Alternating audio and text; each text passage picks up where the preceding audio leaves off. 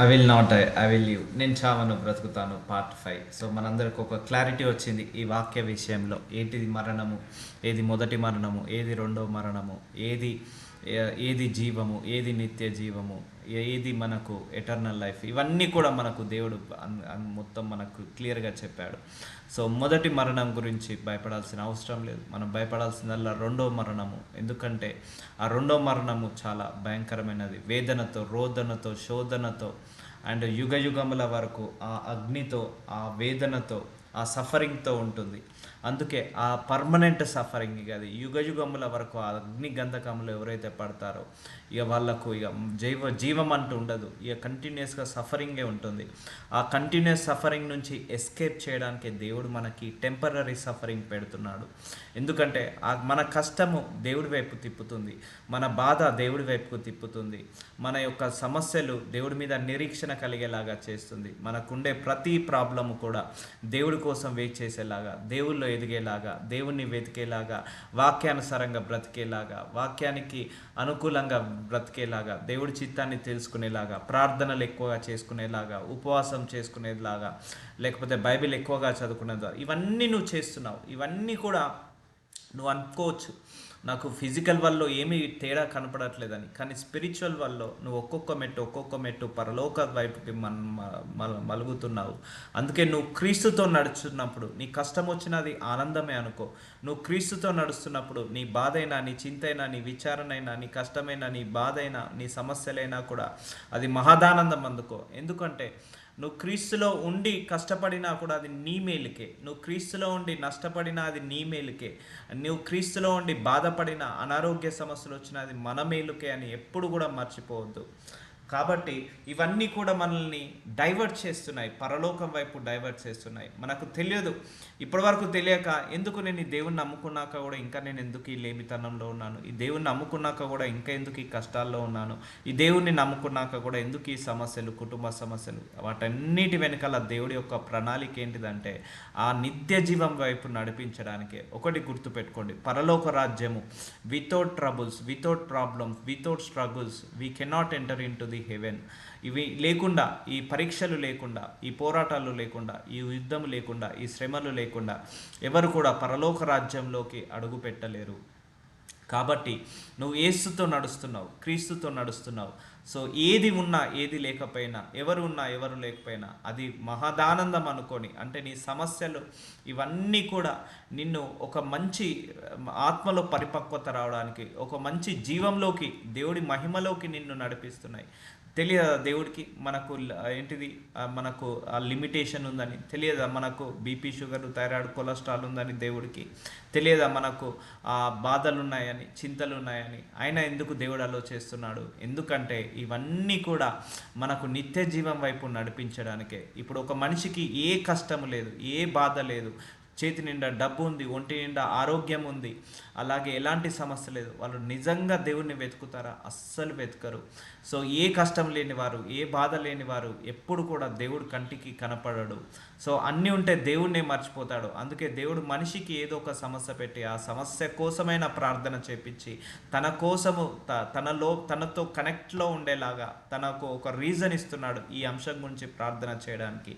ఆ రీజన్స్ అన్నీ కూడా, ఆ ప్రార్థనలు అన్నీ కూడా, ఆ ఉపవాసాలు కూడా, ఆ బైబిల్ చదువుకోవడం, ఆ మెడిటేట్ చేయడం, ఇవన్నీ కూడా నీ ఫిజికల్ వల్ల నీకు తేడా తెలియకపోవచ్చు, కానీ స్పిరిచువల్ వల్ల నువ్వు మెల్లిమెల్లిగా దేవుడి దగ్గరికి చేరుతున్నావు. దేవుడి యొక్క దగ్గరికి అంటే ఆ నిత్య జీవంలోకి, ఆయన మహిమలోకి, ఆయన గ్లోరీలోకి అడుగు పెడుతున్నావు. కాబట్టి నువ్వు క్రీస్తుతో నడుస్తున్నావు. కాబట్టి ఏది ఉన్నా నువ్వు ఆనందంగా అది దేవుడి చిత్తం అనుకొని యాక్సెప్ట్ చేసి ముందరికి నడుస్తుండు. ప్రార్థించుకో, ప్రాస్పరిటీ గురించి ప్రార్థించుకో, హెల్త్ గురించి ప్రార్థించుకో, హ్యాపీ లైఫ్ గురించి, హెల్తీ లైఫ్ గురించి, వెల్తీ లైఫ్ గురించి ప్రార్థించుకో, గొప్ప జీవితం గురించి దేవుడు తప్పకుండా అనుగ్రహిస్తాడు. సో అందుకే దేవుడి మీద ఎప్పుడూ అండర్ ఎస్టిమేట్ చేయకండి. ఎందుకంటే ఆయన అంశాలు వేరు, మన అంశాలు వేరు, ఆయన ఆలోచన వేరు, మన ఆలోచన వేరు, ఆయన తలంపులు వేరు, మన తలంపులు వేరు, ఆయన ప్రణాళిక వేరు, మన ప్రణాళిక వేరు. సో నువ్వు క్రీస్తుతో నడుస్తున్నావా? నడుస్తూనే ఉండు, ఏమీ ఆలోచించకు.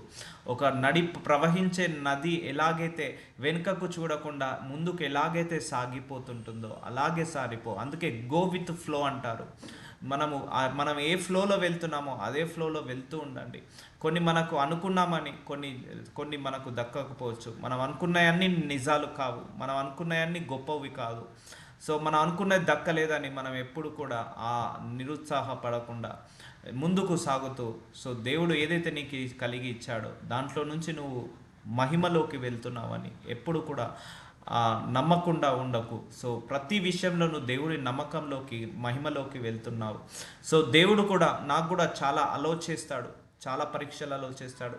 దాని వెనుకాల నాది నాకే తెలుస్తుంది. ఎందుకంటే నేను ఆత్మలో ఎదుగుతున్నానని, దేవుళ్ళో ఇంకా దగ్గర అవుతున్నానని, దేవుడిలోకి ఇంకా వెళ్తున్నానని. అదే సక్సెస్లో ఉన్నప్పుడు, విక్టరీలో ఉన్నప్పుడు, చుట్టూ జనాభా ఉన్నప్పుడు అవన్నీ మనకు తెలియదు. అందుకే దేవుడు కొన్నిసార్లు లిమిటేషన్ పెడతాడు, కొన్నిసార్లు లాస్ పెడతాడు, కొన్నిసార్లు రిజెక్షన్ పెడతాడు, కొన్నిసార్లు మనుషులను దూరం చేస్తాడు, కొన్నిసార్లు మనకు ఎవరి ద్వారా సహాయం రాకుండా ఆయన మీదనే ఆధారపడేలాగా చేస్తాడు. So it's all the playing game of the God. ఇదంతా దేవుడి యొక్క ప్రణాళిక, దేవుడి యొక్క ఆట. ఆయన సూత్రధారుడు, మనం పాత్రధారులం అంతే. సో ఏది మనసు మీద తీసుకోకుండా, ఏది జరగబోయేది అన్నీ మన మంచికే అనుకొని ముందరికి సాగండి. Don't get disappoint. ఏ సిచ్యువేషన్లో కూడా డిసప్పాయింట్ కాకండి, ఏ విషయంలో కూడా నిరుత్సాహపడకండి, ఏ విషయంలో కూడా బలహీనులు కాకండి. ఆయనే అన్నాడు కదా, నేను నీ పోషకుడను అని, పోషిస్తాడు ఆయనే. ఆయనే అన్నాడు కదా, నేను నీ రక్షకుడనని. ఆయనే అన్నాడు కదా, నేను నీ దేవుడనని. ఆయనే అన్నాడు కదా, నేను నీ కాపరిని అని. సో ఆయనకు ఇన్ని రెస్పాన్సిబిలిటీలు ఉన్నాయి మన మీద. సో ఆయన ఎప్పుడు మనల్ని వదిలిపెట్టిపోడు. ఆయన కృప నిరంతరం మన మీద ఉంటుంది. చాలామంది మనం సక్సెస్లో ఉన్నప్పుడే దేవుడి కృప అనుకుంటాం, మనం ఫెయిల్యూర్లో ఉన్నప్పుడు కూడా దేవుడి కృప అత్యధికంగా ఉంటుంది. ఎందుకంటే ఆ ఫెయిల్యూర్ నుంచి దాటుక రావడానికి దేవుడి కృప లేకుండా ఆ ఫెయిల్యూర్ నుంచి దాటుక రాలేవు, అక్కడనే కృంగి పడిపోతావు. సో చాలామందికి అనారోగ్య సమస్యలు ఉన్నప్పుడు దేవుడు కృప లేదనుకుంటారు, కానీ ఆ అనారోగ్య సమస్యల నుంచి దాటుకొని రావడానికి దేవుడి యొక్క కృప ఉంటేనే దాటుకోగలుగుతాము. చాలామందికి ఆ ఫెయిల్యూర్స్, ఆ సక్సెస్, ఆ రిజెక్షన్స్ అప్పుడే దేవుడి కృప లేదనుకుంటారు, అప్పుడే మహాకృప నిరంతరం ఉంటుంది. ఎందుకంటే ఇవన్నీ దాటుకుంటూ వస్తున్నాం. మన చిన్నప్పటి నుంచి ఒక 20-30 సంవత్సరాలు వెనుకకి వెళ్దాం, మన జీవితంలో ఎన్నో సమస్యలు, ఎన్నో పోరాటాలు, ఎన్నో యుద్ధాలు, వాటన్నిటిని దాటుకుంటూ వచ్చాం కదా. అదేలా దేవుడి యొక్క కృప ఉంది కాబట్టే దాటుకుంటూ వచ్చాము. లేకపోతే మన లైఫ్ అక్కడికే ఎండ్ అయిపోయేది. కానీ ఇంకా ఎండ్ కాలేదు, ఇంకా ముందరికి సాగుతుంది మన life, because of his grace only. So ఆయన కృప నిరంతరం ఉంటుంది. సో చూద్దాము ఈరోజు ఏం మాట్లాడుతున్నాడో. యోహాను సువార్త 11వ అధ్యాయం 25వ వచనంలో, అందుకు యేసు, పునరుత్థానమును జీవమును నేనే, నా యందు విశ్వాసం ఉంచేవాడు చనిపోయినను బ్రతుకును. చూసారా, యేసు పునరుత్థాన జీవము అంటే, పునరుత్థాన జీవం అంటే రిజరక్షన్ పవర్ అంటారు. అంటే చనిపోయిన తర్వాత తిరిగి లేచే శక్తి అది. ఆ శక్తిని పునరుత్థాన జీవము అంటారు. ఎవరు చనిపోయినా కూడా మళ్ళీ నాయందు విశ్వాసం ఉంచేవాడు. నువ్వు నన్ను నమ్ముతున్నావా? నువ్వు చనిపోయినా కూడా నేను నిన్ను బ్రతికిస్తాను అంటే, ఆ రెండో రాకడ సమయంలో ఇప్పుడు ఎవరైతే ఈ సమాధులు ఉన్నాయో, ఏవైతే భూస్థాపితమయ్యాయో అవన్నీ కూడా జీవంలోకి లేస్తాయి. బ్రతికి నాయందు విశ్వాసం ఉంచు ప్రతివాడును ఎన్నటికి నీ చనిపోడు. సో నువ్వు పరలోకానికి వెళ్ళావు, నువ్వు రెండో రాకడ సమయంలో మనము జీవంలోకి వెళ్ళాము. ఇక జీవంలోకి వెళ్ళాము అంటే ఇక మళ్ళీ మనం చనిపోము. ఈ మాట నమ్ముచున్నావా? ఏదైనా నమ్మకం చొప్పు మీదనే జరుగుతుందండి. ఒకవేళ నువ్వు యేసు ప్రభు వారు లేరు, ఆయన జీవంలోకి వెళ్ళలేదు, ఆయన మరణించలేదు, మళ్ళీ తిరిగి నా కోసం లేవలేదని నువ్వు నమ్ముతున్నావా? అదే నీకు జరుగుతుంది. లేదు, యేసు ప్రభు వారు ఉన్నారు, ఆయన నా కోసము మరణించాడు, పునరుత్థాన శక్తితో లేచాడు. ఆయన ఎలాగైతే మరణించి తిరిగి లేచాడో అలాగే నేను కూడా మరణించి తిరిగి లేస్తానని నమ్ముతున్నావా? అలాగే జరుగుతుంది. నీ నమ్మిక చొప్పునే జరుగుతుంది. అందుకే నమ్ముట నీ వలనైతే నమ్మువాడికి సమస్తము సాధ్యము. అందుకే బైబిల్ గ్రంథము ఒక హిస్టరీ బుక్ కాదండి, ఇట్స్ ఏ జీవం ఉంది, అందులో సత్యం ఉంది. ఆ ప్రతి ఒక్క వాక్యాన్ని నువ్వు నమ్మాల్సిందే. బైబిల్లో ఏదైతే రాశాడో అది నమ్మాల్సిందే. అది రాసింది మనుషులు కాదు, పరిశుద్ధాత్మ ప్రేరేపణతో మనిషి ద్వారా రాపించబడిన వాక్యం ఏది. అదే అంటున్నాడు, నేను పునరుత్థాన జీవము, నేను నా యందు విశ్వసిస్తున్నావు కదా, చనిపోయినా నువ్వు బ్రతుకుతావు. సో ఇప్పుడు ఇక్కడ ఏముంది, ఇక నేను చావను, జీవిస్తాను, బ్రతుకుతాను అనే వాక్యము ఇక్కడ కూడా రాసి పెట్టాడు దేవుడు.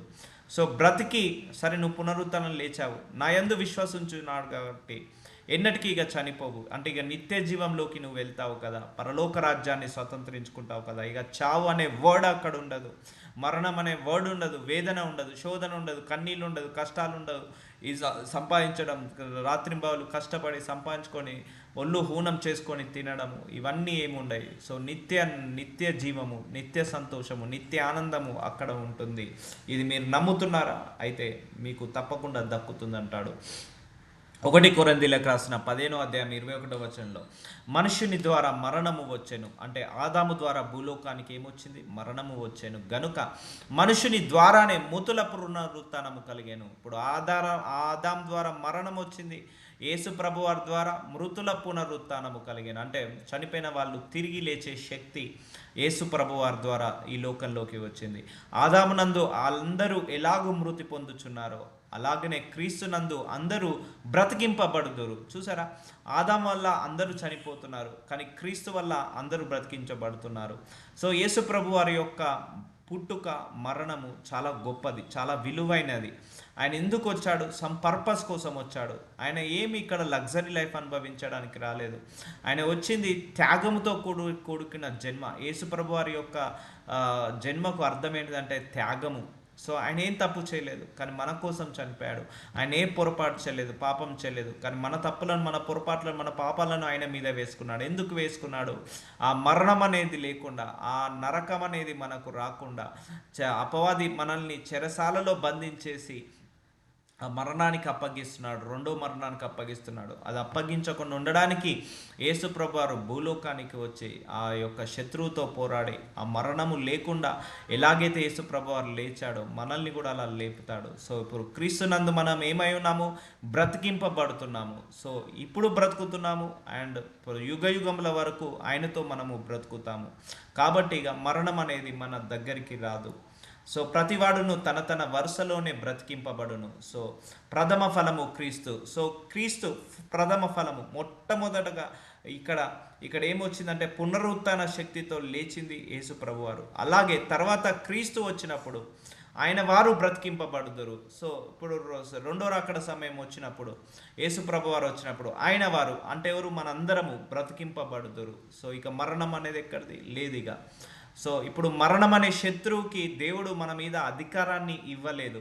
సో మరణం అనే ఆఖరి శత్రువు. ఒకటి గుర్తుపెట్టుకోండి, మనకు మరణం అనేది మన శత్రువులలో ఆఖరి శత్రువు. నీ డబ్బు నీ శత్రువు. నీ డబ్బు సమస్యలు, అప్పుల బాధలు, అనారోగ్య సమస్యలు, మానసిక సమస్యలు, ఆ లేమితనము, పేదరికము, దరిద్రము, ఇవన్నీ కూడా మన శత్రువులండి, గుర్తుపెట్టుకోండి. ఇందులో ఆఖరి శత్రువు ఏంటిది? మరణము. ఒక మనిషి కష్టాలు వచ్చాయి, తర్వాత అవమానాలు వచ్చాయి, నిందలు వచ్చాయి, డిసప్పాయింట్ అవుతున్నాడు, డిమోటివేట్ అవుతున్నాడు, డిప్రెషన్కి వెళ్తున్నాడు, డిస్సాటిస్ఫాక్షన్లోకి వెళ్తున్నాడు. దాని తర్వాత ఏం చేస్తాడు? సూసైడ్ చేసుకుంటాడు. సూసైడ్ చేసుకున్న తర్వాత ఏమవుతాడు? డెత్, చనిపోతాడు. సో ఆఖరి మరణం ఏంటిది? మరణము. సో ఆఖరి శత్రువు మరణము. సో ఆఖరి శత్రువు మీదనే దేవుడు మనకు అధికారం లేకుండా చేసేసాడు. ఇప్పుడు మరణానికి మన మీద అధికారం ఉందా? లేదు, దాన్ని తీసేసేసాడు. అలాంటిదిగా పేదరికం మనల్ని ఏమన్నా చేస్తుందా? ఆ లేమితనం ఏమన్నా చేస్తుందా? అనారోగ్య సమస్యలు మనల్ని ఏమన్నా చేస్తాయా? ఎందుకంటే ఆఖరి శత్రువు, అంటే బలమైన శత్రువు, ఆఖరి శత్రువు మరణమే మనిషికి. ఆ శత్రువునే మన మీద అధికారం లేకుండా చేశాడు. ఆ శత్రువునే మనల్ని మన పాదాల కింద తొక్కి వేసేసాడు. సో ఇక మిగిలిన చిన్న చిన్న శత్రువులే చెప్పాలంటే, వాటికి కూడా మన మీద అధికారం ఉండదు. అందుకే ప్రార్థించుకున్నప్పుడు it can be possible anything. నువ్వు ప్రార్థన చేస్తే ఏదైనా పాసిబులే. ఆ పేదరికాన్ని తీసుకోవచ్చు, అనారోగ్య సమస్యలు తీసుకోవచ్చు, చనిపోయిన వాళ్ళు కూడా లేవచ్చు. ప్రార్థన చేస్తే లేస్తున్నారు, లేపాడు కూడా యేసు ప్రభువారు. కాబట్టి ఫస్ట్ ప్రథమ ఫలముగా క్రీస్తు చనిపోయి ఎలాగైతే లేచి చూపించాడో, క్రీస్తు వచ్చినప్పుడు ఆయన వారు మనందరము కూడా బ్రతుకుతాము. సో అటు తర్వాత ఆయన సమస్తమైన ఆధిపత్యమును, సమస్తమైన అధికారమును, బలమును కొట్టివేసి తన తండ్రి అయిన దేవుని రాజ్యంకు అప్పగించును. అప్పుడు అంతము వచ్చును. సో మనందరికి కూడా ఏంటిది? తండ్రి అయిన దేవుని రాజ్యానికి అప్పగిస్తున్నారు. ఎవరు? యేసు ప్రభువారు. So is a bridge between mankind and God, heavenly father. So తండ్రికి, ఈ భక్తులకు, ఈ మనిషికి, దేవుడికి మనిషికి మధ్య వ్యక్తిలాగా ఆయన పనిచేస్తున్నాడు క్రీస్తు. అందుకే సమస్తమైన ఆధిపత్యము, ఆయనకు అధికారము, సమస్తమైన అధికారము, బలము కొట్టివేసి తన తండ్రి అయిన దేవుని రాజ్యంకు అప్పగించును. సో మనందరికి కూడా పరలోక రాజ్యానికి అప్పగిస్తాడు. అప్పుడు అంటాడు, ఇదిగో తండ్రి, ఇగో నేను వీళ్ళందరికీ కాపరిని, ఇగో నేను నీకు లెక్కప్ప చెప్తున్నాను. సో వీళ్ళందరి యొక్క ఆత్మలిగో నీకు అప్పగిస్తున్నాను, వీళ్ళందరి కోసమే నేను మరణించాను కదా, సో నీకు లెక్క అప్పగిస్తున్నానని మనకు ఆ లెక్క అప్పగించేస్తాడు, రాజ్యముకు అప్పగిస్తాడు. అప్పుడు అంతము వచ్చునిగా, అప్పుడు ఫైనల్ అయిపోతుంది. ఎందుకనగా తన శత్రువులనందరినీ తన పాదముల కింద ఉంచు వరకు ఆయన రాజ్య పరిపాలన చేయుచుండవలెను. కడపటి నశింప చేయబడు శత్రువు మరణము. చూసారా, ఫైనల్ ఎనిమి, మనందరికీ final enemy and powerful enemy మరణము. ఆ మరణము కూడా లేకుండా కాళ్ళ కిందేసి తొక్కి వేస్తాడట, ఆయన రాజ్య పరిపాలన చేస్తాడు. సో ఇదంతా దేవుడి యొక్క ప్రణాళిక. మనకు అంత తొందరగా అర్థం కాదు. చాలామంది ఈ పరలోక సంబంధం మాకు ఎందుకు బ్రదర్, ఓ ప్రేయర్ చేయండి మాకు జాబ్ గురించి, లేకపోతే ప్రేయర్ చేయండి, లేకపోతే ఒక వాహనం గురించి ప్రేయర్ చేయండి, మా పిల్లల చదువు గురించి, ఇవి సరిపోతుంది, భూలోకం చూసుకుందాం తర్వాత పరలోక సంగతి తర్వాత అని. కానీ మనకు ఇవన్నీ కూడా తెలిసి ఉండాలి. సో మన ఆఖరి శత్రువు, మన కడపటి శత్రువు, నశింపచేసేది ఎవరు? మరణము. ఆ మరణం అనే శత్రువుని కూడా దేవుడు ఏం చేశాడు? తీసివేసేసాడు, కట్ చేసేసాడు మన లైఫ్లో. సో పాదాల కింద ఉంచేసేసాడు. అంటే ఇన్ని శత్రువులు ఉన్నాయి. నువ్వు శత్రువు అనుకుంటే ఫిజికల్ వాళ్ళు నీకేమంటారు, నీ ఇంటి పక్కడు, నీ ముందట, మీ చుట్టాలు, మీ బంధువులు, వీళ్ళు శత్రువు అనుకుంటావు. కానీ నిజమైన శత్రువు ఏంటి తెలుసా? నీ బలహీనతలు, నీ సమస్యలు, నీ పోరాటాలు, నీ యొక్క శ్రమలు. నిజమైన శత్రువు ఏంటిదంటే ఆర్థిక సమస్యలు, ఆ లేమితనము, ఆ పేదరికము, అనారోగ్య సమస్యలు, మరణము ఫైనల్ శత్రువు. ఇవన్నీ కూడా treat them as your enemy, don't like them. నువ్వు పేదరికాన్ని ఇష్టపడకు. ఐ డోంట్ వాంట్ పవర్టీ అని ప్రేర్ చేసుకో, ఇష్టపడకు, నువ్వు దగ్గరకు వస్తుంది. అనారోగ్య సమస్యలు వద్దునైనా, నేను ఆరోగ్యంగా బ్రతకాలి, ఇష్టపడకు, తీసివేసేమని అడుగు. Don't like them. సో ఆ పేదరికాన్ని, ఆ లేమితనాన్ని, ఆ ఫైనాన్స్ ప్రాబ్లమ్ని, ఆ అవమానాలు, నిందలు, లార్డ్ ఇవన్నీ నాకొద్దు. Lord, I want a happy, healthy and wealthy life. Prayer చేసుకోవడంలో తప్పు లేదు. పరలోకమందు నీ చిత్తం ఎలాగైతే నెరవేరుతుందో భూలోకమందు నెరవేరునుగాక. పరలోకంలో ఏముంటుంది? సంతోషము, ఆనందము, అక్కడ చింత, బాధ, విచారణ ఉండదు. అలాగే భూలోకంలో కూడా అలాగా ఉండాలని కోరుకోవడంలో తప్పులేదు. అంటే నీ ఫెయిత్ని బట్టి, నీ విశ్వాసాన్ని బట్టి దేవుడు మూవ్ అవుతుంటాడు. ఏం కాదు ప్రభు, నా మీద వేసేయి, నేను మోస్తాను, ఆ పేదరికంలోనే నాకు బాగుంది అనుకుంటే దేవుడు అలాగే ఉంచుతాడు. నాకు ఈ అనారోగ్య సమస్యలు, ఈ మందులు వేసుకుంటేనే నాకు బాగుంది అనుకుంటే అలాగే ఉంటుంది. So you need to overcome out of from that. ఇప్పుడు యేసు ప్రభు వారు చనిపోయి తిరిగి లేచాడు పునరుత్థాన శక్తితో. సో నువ్వు కూడా అనారోగ్య సమస్యతో ఉండాల్సిన అవసరం లేదు. పునరుత్థాన శక్తితో అనారోగ్య సమస్యలను జయించు, ఆ ప్రార్థన చేసుకొని. ఆ లేమితనం, పేదరికంలో ఉండాల్సిన అవసరం లేదు. దేవుడి యొక్క పునరుత్థాన శక్తితో ఎలాగైతే లేచాడో, ఆ పేదరికం నుంచి, ఆ లేమితనం నుంచి పైకి లే, ఆ అనారోగ్య సమస్యల నుంచి పైకి లే పునరుత్థాన శక్తితో. ఆ బాధలు, చింతల నుంచి పైకి లే. So I don't want this life my lord. నువ్వు ఇష్టపడద్దు వాటిని. నువ్వు పేదరికాన్ని ఇష్టపడుతున్నావా? వచ్చేస్తుంది. నువ్వు దరిద్రాన్ని ఇష్టపడుతున్నావా? వచ్చేస్తుంది. So you need to overcome it. దేవుడు ఎలాంటిది? మరణాన్ని ఓవర్కమ్ అయ్యాడు, మృత్యుంజయుడై లేచాడు. సో మరణాన్ని ఎలాగైతే ఓవర్కమ్ అయి లేచాడో, అలాగే నీ సమస్యను కూడా నువ్వు ఓవర్కమ్ అయి లేచే శక్తి నీకు ఇచ్చాడు దేవుడు. నీ బాధలను, నీ చింతలను, నీ రోగాలను, నీ జబ్బులను, నీ వ్యాధులను, నీ పేదరికాన్ని, నీ లిమిటేషన్ని. So there is the always end for that. మరణం అనే శత్రువే లేడు కాబట్టి, అంతకంటే ఇవన్నీ చిన్న శత్రువులే, ఇవన్నిటిని కూడా తీసివేసేసాడు దేవుడు. So you need to pray for your prosperity. You need to pray for your good health. You need to pray for your happy and healthy and wealthy life. And don't be there in the family issues. Don't be there forever financial problem. So you need to overcome it. ఎందుకంటే God risen from death. So you also risen from the problems నుంచి పైకి లేవాలి. So అది మరణము. ఇప్పుడు ఏమైంది? కడపటి నశింపజేయు శత్రువు మరణము, అంటే ఫైనల్ ఎనిమి క్లోజ్ అయిపోయాడు. ఇక ఇవన్నీ కూడా అంత మాత్రం కాదు. సో నువ్వు భయపడతావు, చూసావా? నువ్వు ఎప్పుడైతే అధికారం ఇస్తావో అప్పుడే నీ మీద పెత్తనం చెలాయిస్తాయి. గుర్తుపెట్టుకోండి. నువ్వు దేని మీద అధికారం ఇవ్వద్దు. నీ అనారోగ్య సమస్యల మీద నువ్వు అధికారం ఇవ్వద్దు శత్రువుకి. నీ యొక్క బాధల మీద, నీ యొక్క వేదన మీద, పిల్లల సమస్య మీద, ఏదొక అనారోగ్య సమస్యల మీద, ఆర్థిక సమస్యల మీద, దేని మీద నువ్వు శత్రువుకి అధికారం ఇవ్వద్దు. అధికారం ఇస్తే పెత్తనం చెలాయిస్తాయి. ఇప్పుడు మనుషులు కూడా అంతే. ఎవరైనా అధికారం ఇస్తే వాళ్ళు పెత్తనం చెలాయిస్తారు. అలాగే ఈ అపవాది కూడా, నువ్వు అధికారం ఇస్తేనే, నువ్వు డోర్లు తెరుస్తేనే వాడు వచ్చి పెత్తనం చెలాయిస్తాడు. నువ్వు ప్రార్థించుకో, Lord shut all the doors which is not open by you. Lord, you risen from the death, raise me up for your prosperity, in my prosperity. ఆ ప్రాస్పరిటీలో నన్ను పైకి లేవనెత్తు, నాకు ఈ ఫైనాన్స్ ప్రాబ్లం నుంచి విడుదల కలిగించు, ఈ అనారోగ్య సమస్యలు, నొప్పులు వద్దు నాయన, ఈ బాధలు, చింతలు ఇవన్నీ తీసేయండి, హ్యాపీ లైఫ్ ఇవ్వండి, జీవితాంతం నిన్ను స్తుతిస్తాను, నిన్ను మర్చిపోను తండ్రి. డిక్లరేషన్ ఇవ్వండి దేవుడికి. సో ఇప్పుడు అర్థమవుతుందా? సో గాడ్ ఓవర్కమ్ అయిపోయాడు ఆ మరణం నుంచి. సో మనకు కూడా ఆ పవర్ ఉంది. ఏ పవరు? మన ప్రాబ్లమ్స్ నుంచి ఓవర్కమ్ అయ్యేది. సో సో నీ ప్రాబ్లం ఇప్పుడు ఉంది కదా, ఇది టెంపరీ, పర్మనెంట్ అనుకోకు. ఈ లైఫే టెంపరీ, మన భూమి మీద మన లైఫే టెంపరీ. అలాగే మన ప్రాబ్లం కూడా ఒక టెంపరీ. ఆ బీపీ టెంపరీ, ఆ thyroid temporary, diabetes temporary. Prayer చేసుకో, నాకు ఈ జబ్బుని తీసే ప్రభు. I want to stop the medication. ఈ మెడికేషన్స్ వద్దు, ఆపరేషన్స్ వద్దు, ఏదొద్దు. సో నన్ను నిత్య జీవంలోకి నడిపించు, ఆరోగ్యంతో నడిపించు. మోషే చూద్దాము, 125 ఇయర్స్ దాకా బ్రతుకుతాడు. చనిపోయే వరకు కూడా దృష్టి మాంద్యం కాదు, మంచి హెల్తీగా ఉంటాడు. అబ్రహాం 175 ఇయర్స్ మంచి హెల్తీగా ఉంటాడు. సో బైబిల్లో ఒకరికి సాధ్యమైంది, మనకు కూడా సాధ్యమవుతుంది. బట్ వాళ్ళ ఫుడ్ స్టైల్, మన ఫుడ్ స్టైల్ వేరు, లైఫ్ స్టైల్ వేరు. అందుకే మనకు ఆయుష్ తగ్గిపోతుంది, రోగాలు ఎక్కువ వస్తున్నాయి. సో శత్రువు అనే మరణము మనకు లేకుండా దేవుడు తీసేశాడు. 1 కొరింథీయులకు రాసిన 15వ అధ్యాయం 27వ వచనం, దేవుడు సమస్తమును క్రీస్తు పాదముల కింద లోపరిచి ఉంచెను. సమస్తమును అంటే దేవుడు ఏం చేశాడు? తండ్రి అయిన దేవుడు సమస్తమును అంటే నీ బాధలు, నీ చింతలు, నీ మరణము కూడా, కష్టాలు కూడా, కన్నీళ్ళు కూడా ఇప్పుడు ఎక్కడున్నాయి? క్రీస్తు పాదాల కింద ఉన్నాయట. సో సమస్తమును లోపరచబడి ఉన్నదని చెప్పినప్పుడు ఆయనకు సమస్తమును లోపరిచిన వాడు తప్ప సమస్తమును లోపరచబడి ఉన్నదన్ను సంగతి విషదమే. సో సమస్తము అపవాది ఇప్పుడు ఎక్కడున్నాడు? వాళ్ళ దేవుడు కాళ్ళ దగ్గర ఉన్నాడు. వాడికి భయపడాల్సిన అవసరం లేదు. నీ సమస్యలు దేవుడు కాళ్ళ దగ్గర ఉన్నాయి. సమస్తము కూడా ఆయన పాదాల కింద పెట్టాడట తండ్రి. సో ఇప్పుడు చూడండి ఎంత అధికారం ఉందో ఆయనకు. సో ఇప్పుడు మన మరణం కూడా ఆయన పాదాల కింద పెట్టాడు, ఆయన తొక్కి వేశాడు ఆ మరణం అనేది లేకుండా.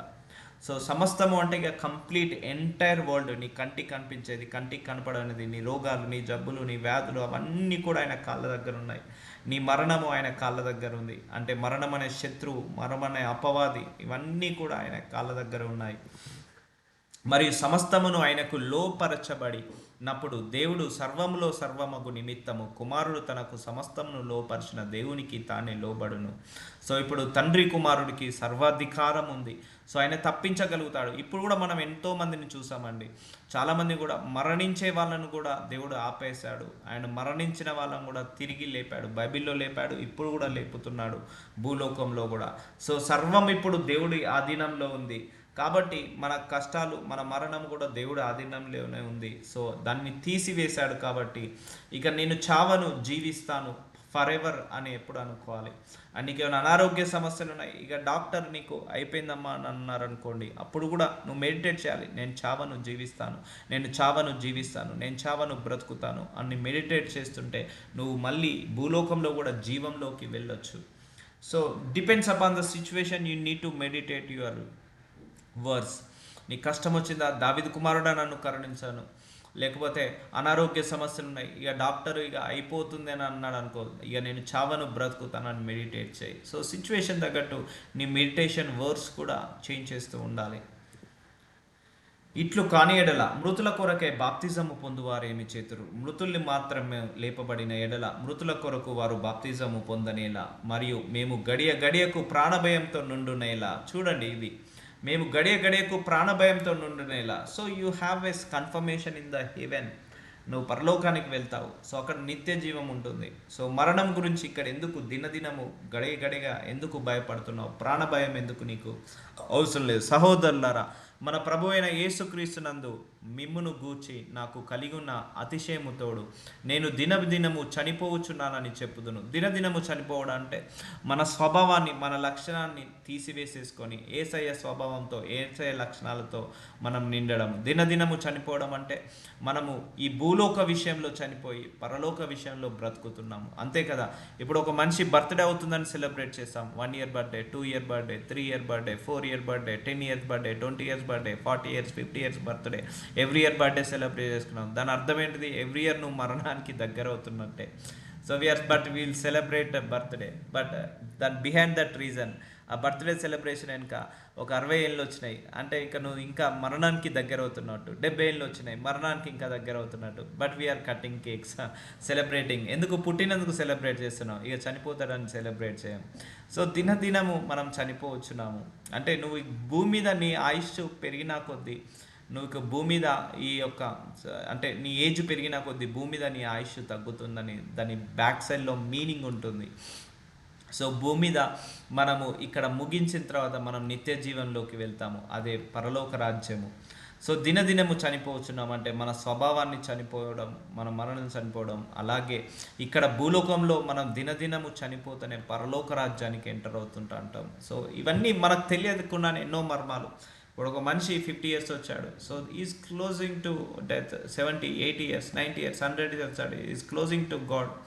సో తెలియదు. సో ఇక్కడ మన ఏంటిది, భూలోకంలో ఒక్కొక్క డే మనకు మైనస్ అవుతుంది, కానీ మనం ఒక్కొక్క ఇయర్ సెలబ్రేట్ చేసుకుంటున్నాం బర్త్డే. సో ప్రతి దాని వెనకాల ఒక రీజన్ ఉంటుంది, బట్ దాన్ని క్లోజ్గా అంగీకరించాలి, మనం క్లోజ్గా వెళ్తేనే తెలుస్తుంది.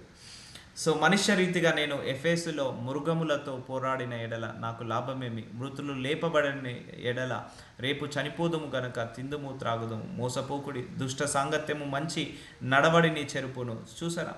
సో నువ్వు దుష్ట సాంగత్యము, ఇది యంగ్స్టర్స్కి. మనం అంటే వీఆర్ ఇన్ సేఫ్ జోన్, మనకు తెలుసు ఏది మంచో, ఏది రైటో, ఏది కరెక్టో, ఏదో రాంగో. బట్ నెక్స్ట్ జనరేషన్కి ఇది చాలా ఇంపార్టెంట్. మోసపోవద్దు. దుష్ట సాంగత్యము, చెడు స్నేహితులు, చెడు సహవాసాల వల్ల ఏమవుతుందంటే ఆ నిత్య జీవంలోకి వెళ్ళకుండా ఆ నరకంలోకి వెళ్ళాల్సి వస్తుంది. ఇది నెక్స్ట్ జనరేషన్కి ఇది చాలా చాలా ఇంపార్టెంట్. మంచి నడవడిని చెరుపును, నీతి ప్రవర్తన గలవారై మేల్కొని పాపము చేయకుడి, దేవుని గూర్చిన జ్ఞానము కొందరికి లేదు, మీకు సిగ్గు కలుగుటకై ఇట్లు చెప్పుచున్నాను. అయితే మృతులు ఎలాగూ లేతురు, వారెట్టి శరీరంతో ఒత్తురని ఒకడు అడుగును.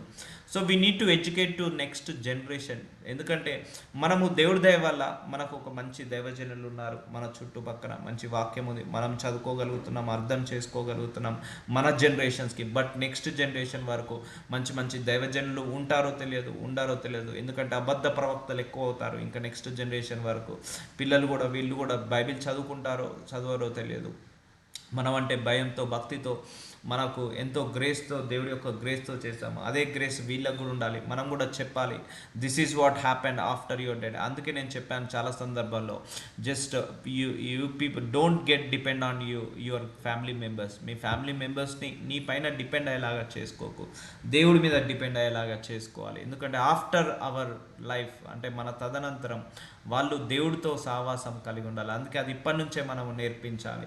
సో నీతి ప్రవర్తన గలవారై మేల్కొని, నీతి ప్రవర్తన ఎప్పుడు వస్తుంది? దేవుడితో సహవాసం చేసినప్పుడు, మనుషులతో సహవాసం చేసినప్పుడు అవినీతి ప్రవర్తన వస్తుంది. దుష్ట సాంగత్యం చేసినప్పుడు అవినీతి ప్రవర్తన వస్తుంది.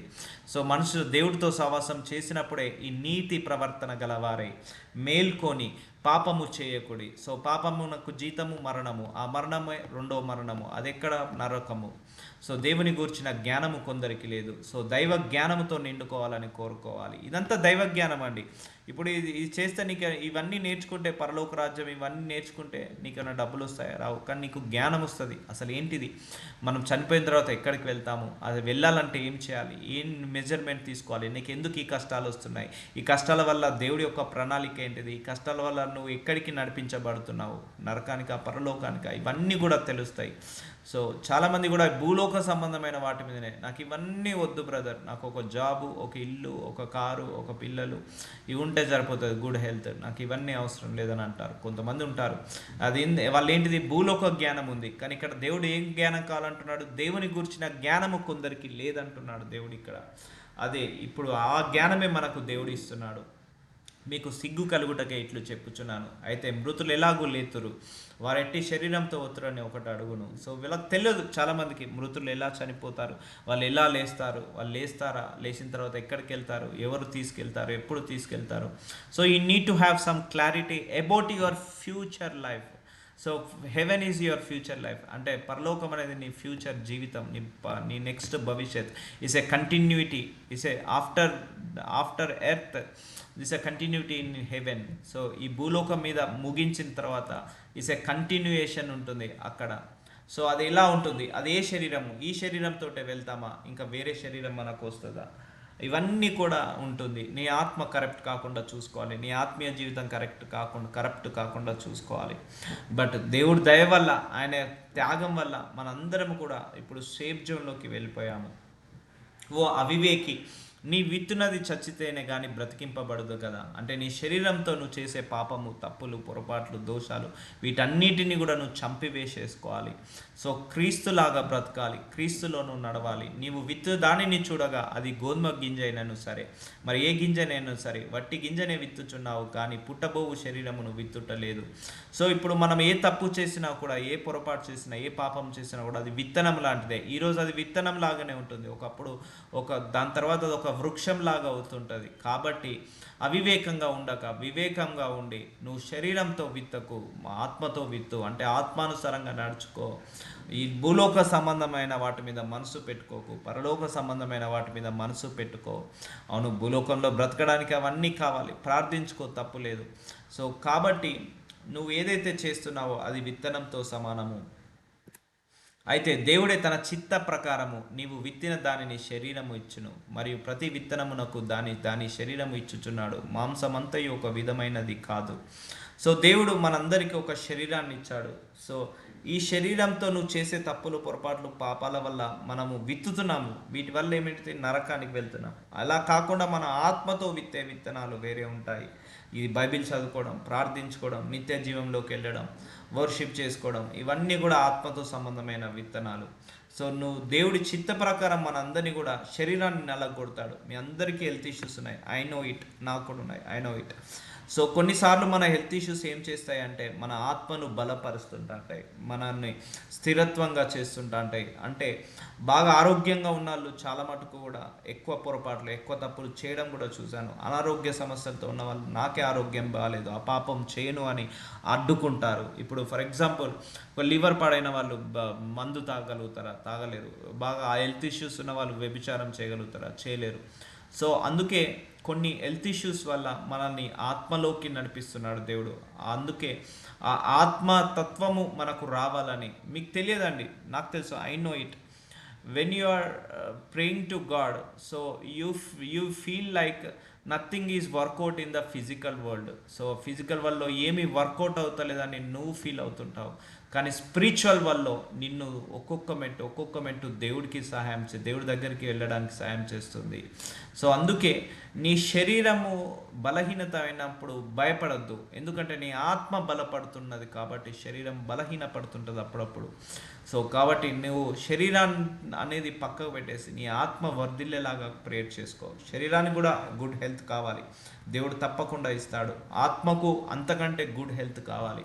1 కొరింథీయులకు రాసిన 15:39 మనుష్య మాంసం వేరు, మృగ మాంసం వేరు, పక్షి మాంసం వేరు, చేప మాంసం వేరు, మరియు ఆకాశ వస్తు రూపములు కలవు, భూవస్తు రూపములు కలవు. ఆకాశ వస్తు రూపంలో మహిమ వేరు, భూవస్తు రూపంలో మహిమ వేరు. చూసారా, మనిషి యొక్క మాంసము, మృగం యొక్క మాంసము, పక్షి యొక్క మాంసము, చేప యొక్క మాంసం వేరు. ఆకాశంలో ఉన్న రూపాలు వేరు, భూలోకంలో ఉన్న రూపాలు వేరు. ఆకాశంలో ఉన్న వస్తువుల రూపం వేరు, మహిమ వేరు, భూవస్తు రూపంలో ఉన్న మహిమ వేరు. సో నువ్వు ఏ మహిమ కోసం ఆలోచించాలి? పరలోక మహిమ కోసం, పరలోక రాజ్య ఆ మహిమ కోసం నువ్వు ఉండాలి. ప్రతి ఒక్క క్రైస్తవుడి యొక్క, నిజమైన క్రైస్తవుడి యొక్క నిరీక్షణ ఏంటిదంటే ఆ పరలోక రాజ్యంలోకి ఎంటర్ కావడమే. అందుకే చాలామంది కూడా దేవుడు ఆశీర్వదించబోయిన నాకు అది వస్తుంది పరలోక రాజ్యం అని నిరీక్షణ కలిగి కొన్ని కోట్ల మంది వేచి ఉన్నారు ఆయన రాకడ కోసము. సో ఆ మహిమ గురించి నువ్వు ఆలోచించాలి. సూర్యుని మహిమ వేరు, చంద్రుని మహిమ వేరు. సో నక్షత్రముల మహిమ వేరు. మహిమను బట్టి ఒక నక్షత్రమును మరి ఒక నక్షత్రమునకు భేదము కలదు కదా. సో ఎన్ని నక్షత్రాలు ఉన్నాయో అన్ని నక్షత్రాలకు మహిమ ఉన్నది, కానీ ఒక నక్షత్రకు ఉన్న మహిమ ఇంకో నక్షత్రంకి లేదు. అలాగే మనం ఎంతమంది మనుషులకు ఉన్నామో మన లోపల కూడా దేవుడు డిఫరెంట్ శక్తి సామర్థ్యాలను పెట్టాడు. సో సూర్యుని మహిమ, చంద్రుని మహిమ ఇచ్చింది ఎవరు? దేవుడే. నక్షత్రంలోకి మహిమ ఇచ్చింది ఎవరు? దేవుడే. సో ఆ మహిమ ఎవరి దగ్గర ఉంది? దేవుడి దగ్గర ఉంది. ఆ మహిమలోకి ఎవరిని తీసుకెళ్తున్నాడు? ఇప్పుడు మనందరినీ కూడా తీసుకెళ్తున్నాడు. చూసారా, ఇప్పుడు ఆ పరలోక రాజ్యంలో ఉన్న ఏ మహిమ అయితే దేవుడి దగ్గర ఉందో ఆ మహిమలోకి మన అందరినీ కూడా ఆ గ్లోరీలోకి ఎంటర్ అయ్యేలాగా తీసుకెళ్తున్నాడు. అందుకే మన బాధలు, మన కష్టాలు ఏమైతే అంటే గ్లోరీ టు గ్లోరీ, మహిమ నుంచి అత్యధిక మహిమకు తీసుకెళ్తున్నాయి. మన చింతలు, మన విచారణలు, మన వేదనలు మహిమ నుంచి అత్యధిక మహిమకు తీసుకెళ్తున్నాయి. తీసుకెళ్తున్నాయి. సూర్యుడికే దేవుడు అంత మహిమ ఇచ్చాడు, చంద్రుడికి అంత మహిమ ఇచ్చాడు, నక్షత్రానికి అంత మహిమ ఇచ్చాడు. సో సూర్య చంద్రుడి కంటే ఆయన ఎక్కువగా ప్రేమించేది ఎవరిని? మనిషిని. సో సూర్య చంద్రుడు నక్షత్రాల కంటే ఎక్కువగా ఇష్టపడ్డది ఎవరిని? మనిషిని. సో ఆ మనిషికి ఇంకెంత మహిమని ఇవ్వాలి? అందుకే ఆ రాజ్యంలో ఉండే అధికారాన్ని ఆ సూర్యుడికి ఇవ్వలేదు, చంద్రుడికి ఇవ్వలేదు. ఆయన రాజ్యంలో నిలబడే అధికారాన్ని, ఆ మహిమలోకి తీసుకెళ్లే అధికారాన్ని, అవకాశాన్ని మనకిచ్చాడు. అందుకే ఇప్పుడు ఏం చేశాడు యేసుప్రభు వారు? మనందరినీ కూడా పరలోక రాజ్యానికి చేర్చుకొని తండ్రి రాజ్యాన్ని అనుగ్రహిస్తాడు మనందరికీ కూడా. సో చూడండి, వాళ్ళకి ఎంత మహిమ ఇచ్చిన దేవుడిగా మనకి ఇంకెంత మహిమ ఇవ్వాలి. సో దేవుడి దృష్టిలో ఒకటే గుర్తుపెట్టుకోండి, సూర్యుడి కంటే, చంద్రుడి కంటే, భూమి కంటే, ఆకాశము కంటే, దేవదూతల కంటే మనిషి అనేవాడు దేవుడికి చాలా చాలా ఇంపార్టెంట్, చాలా చాలా ఇష్టము. ఆయన యేసుప్రభు వారు కూడా సూర్యుడి కోసం చనిపోలేదు, చంద్రుడి కోసం చనిపోలేదు, మనిషి కోసమే చనిపోయాడు. భూలోకం కోసం చనిపోలేదు, పరలోకం కోసం చనిపోలేదు. భూలోకంలో ఉన్న మనిషి పరలోకానికి చేర్చాలని ఆయన చనిపోయాడు. చూసారా, ఒక మనిషి కోసం ఆయన చనిపోయాడు. అంతేకాని ఏ పక్షుల కోసం చనిపోలేదు, ఏ జంతువుల కోసం, ఏ లివింగ్ క్రియేచర్, ఏ దేవదూత కోసం చనిపోలేదు.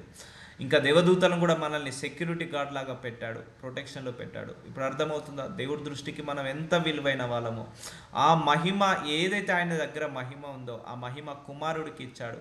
ఇప్పుడు ఒక దగ్గర కుమారుడు కూడా వేడుకుంటాడు, యేసు ప్రభు వారు, అయ్యా నీ దగ్గర ఏ మహిమ ఉందో ఆ మహిమ నాకు ఇచ్చావు, వీళ్ళందరినీ కూడా అదే మహిమలోకి ఉండనిద్దామని ప్రార్థిస్తాడు ఒక సందర్భంలో. చూసారా, మనందరినీ పరలోక రాజ్యానికి తీసుకెళ్లాలని దేవుడు ఎంతగా మన కోసము తాపత్రయపడుతున్నాడో, ఎంతగా కష్టపడుతున్నాడో అది గుర్తించాలి మనము. సో ఓన్లీ భూలేకమైన వాటి మీదనే మనసు పెట్టుకోకు. ఇక్కడ ఉన్నా లేకున్నా ఉన్నా మనకు నిత్య జీవ వారసత్వానికి వెళ్తావు. చూసావా, అది నిజమైన గ్లోరీ, నిజమైన జీవము, నిజమైన ప్రత్యక్షత, నిజమైన ఆశీర్వాదం. సరే, భూలోకంలో అన్నీ ఉన్నాయి, నీకు డబ్బు ఉన్నది, ఐశ్వర్యం ఉన్నది, ధనం ఉన్నది, అన్నీ ఉన్నాయి భూలోకంలో. ఆ డబ్బు ఐశ్వర్యం వల్ల నువ్వు దేవుడితో సహవాసం కోల్పోయావు. సో నువ్వు తప్పులు, పొరపాట్లు, పాపాలు చేసావు, పరలోకానికి వెళ్ళాల్సిన ఆత్మ నరకానికి వెళ్ళావు. అది కరెక్టా? అది యుగముల వరకు ఉండే సఫరింగ్. ఈ టెంపరవరీ లగ్జరీ కోసం ఆ పర్మనెంట్ సఫరింగ్ వదులుకోవు కదా. అందుకే బైబిల్లో ఇద్దరు ఉంటారు, లాజరస్ అనే దరిద్రుడు ఆయన పరలోకానికి వెళ్తాడు, అబ్రహాం అనే ధనవంతుడు నరకానికి వెళ్తాడు. సో అక్కడికి వెళ్ళిన తర్వాత నాకు పరలోకమి అని అబ్రహాం అంటే, లేదు నువ్వు ఆల్రెడీ భూలోకంలో ఎంజాయ్ చేసావు కదా, ఇప్పుడు ఇక్కడ కష్టపడు అంటాడు. సో ఇప్పుడు లాజరస్ ఏమో భూలోకంలో నువ్వు కష్టపడ్డావు కదా, ఇక్కడ నువ్వు ఎంజాయ్ చేయని ఇస్తాడు పరలోకం. సో ఇప్పుడు అర్థమైందా నీకు ఎందుకు కష్టం వస్తుందో, ఎందుకు సఫరింగ్ వస్తుందో? అందుకే ఇవన్నీ కూడా నిన్ను పరలోక రాజ్యానికి నడిపిస్తున్నాయి. మృతుల పునరుత్థానముకు అలాగే శరీరము క్షయమైనదిగా విత్తబడి అక్షయమైనదిగా లేపబడును. సో ఘనమైనదిగా విత్తబడి మహిమగలదిగా లేపబడును. సో ఏ శరీరం అయితే మనకుందో ఈ శరీరము పోయి మళ్ళీ మహిమ శరీరం లాగా మనకు వస్తుంది. ఈ శరీరం ఉండదిగా వేరే మహిమ శరీరం లాగా ఉంటుంది మనకు.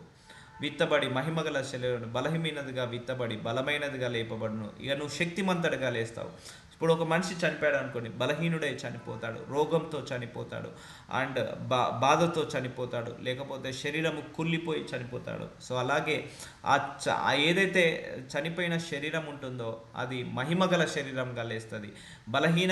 బలంగా ఉన్నప్పుడు ఎవరు చనిపోరు, బలహీనులైనప్పుడే చనిపోతారు. బలహీనమైన శరీరము ఇప్పుడు బలమైనదిగా లేస్తుంది. సో అలా పైకి లేస్తుంది అన్నట్టు మన శరీరము. ప్రకృతి సంబంధమైన శరీరముగా విత్తబడి ఆత్మ సంబంధ శరీరముగా లేపబడును. సో మన శరీరము ప్రకృతి సంబంధముగా పడుకుంటుంది. ఇప్పుడు ఫర్ ఎగ్జాంపుల్ ఎవరైతే మరణించారో మన బంధువులలో వాళ్ళు మనం ఏం చేసాం, భూస్థాపితం చేసాము. ప్రకృతి సంబంధమైన అంటే ఈ నేచర్కి తగ్గట్టు శరీరంగా విత్తబడి అంటే ఆడ స్థాపించబడింది. తర్వాత రెండో రాకడ సమయంలో ఆత్మ సంబంధ శరీరముగా లేపబడును. సో స్పిరిచువల్ బాడీ లాగా లేస్తుంది. ప్రకృతి సంబంధమైన శరీరం అంటే దేవదూతలకు కూడా అదే శరీరం ఉంటుంది. ఇప్పుడు దేవదూతలకు ఒక ఇల్లు అడ్డు కాదండి, ఒక గోడ అడ్డు కాదు, ఒక తలుపు అడ్డు కాదు. ఇప్పుడు మనం ఉన్నాము, ఒక రూమ్లో డోర్ క్లోజ్ అయి ఉంది, మనం వెళ్ళగలుగుతామా? వెళ్ళలేము. కానీ ఈ ఆత్మ సంబంధమైన శరీరం వచ్చినప్పుడు ఆ గోడలో నుంచి కూడా నువ్వు వెళ్ళొచ్చు, ఆ తలుపులో నుంచి కూడా వెళ్ళొచ్చు. అది దేవదూతలకు ఉంటుంది, అండ్ డెమాన్స్కి, ఈవిల్ స్పిరిట్స్ కూడా అలాగే ఉంటుంది. సో ఇది శరీరముగా విత్తబడి ఆత్మ సంబంధమైన శరీరముగా లేపబడును. ప్రకృతి సంబంధమైన శరీరం ఉన్నది గనక ఆత్మ సంబంధమైన శరీరము కూడా ఉన్నది. సో ఈ శరీరం ఉంది కదా, ఆ శరీరం కూడా ఉంది. సో చూసారా ఎన్ని మర్మాలు ఉన్నాయో మనకు తెలియకుండానే, ఇన్ని మర్మాలు మనకు బైబిల్లో ఆల్రెడీ రాసి పెట్టాడు దేవుడు. మనం చదువుకుంటూ వెళ్తున్నాం కానీ బైబిల్ అర్థం కావాలన్నా కూడా హోలీ స్పిరిట్ గాడ్ ఉండాలి. సో ఇవన్నీ కూడా మనకు జరుగుతాయి. ఇదంతా ఫ్యూచర్ టెన్స్, ఇదంతా future tense. This is what going to happen in future. ఇదంతా జరగబోయేది. ఇందు విషయమై ఆదాము మొదటి మనుష్యుడు, జీవించు ప్రాణి ఆయనను వ్రాయబడున్నది. కడపటి ఆదాము జీవింపజేయు ఆత్మ ఆయను. మొదటి మనిషి ఎవరు భూలోకంలో? ఆదాము. కడపటి ఆదాము ఎవరు? యేసు ప్రభువారు. సో ఆయన జీవింపజేయు ఆత్మ, మనందరినీ జీవింపజేయు ఆత్మ ఆయను. సో ఆయన వల్ల ఇప్పుడు మనము ఏమయ్యాము? జీవంలోకి వెళ్ళాము. సో ఆత్మ సంబంధమైనది మొదటి కలిగినది కాదు, ప్రకృతి సంబంధమైనదే మొదట కలిగినది. అంటే ఫస్ట్ శరీరమే వచ్చింది, ఆత్మ రాలేదు. శరీరం వచ్చిన తర్వాత దేవుడు నాసిక రంధ్రాల్లో జీవాత్మను ఊదాడు, తర్వాత ఆత్మ సంబంధమైనది. చూసారా, ఫస్ట్ ప్రకృతి సంబంధమైన శరీరం వచ్చింది, తర్వాత ఆత్మ వచ్చింది, ఆత్మ సంబంధమైన శరీరంగా వచ్చింది. Will continue.